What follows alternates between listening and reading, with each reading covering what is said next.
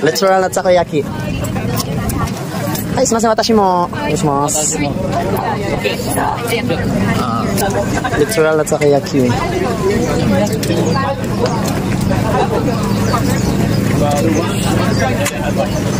Ito yung literal na takoyaki kasi may tako talaga. Sa Pinas, gulay. Yasayaki. Sa Pinas, yasayaki. Dito yung takoyaki. Yan yung tako. Yan tako. Octopus, tako. Yan yung mas lang mag-serve. Ha? Gulay may daghan.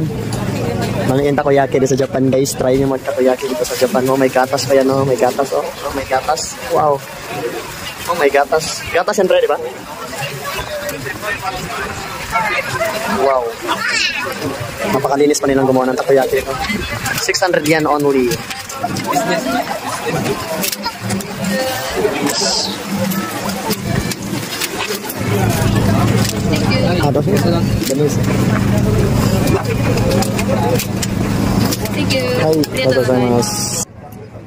Legit na takoyaki to, legit.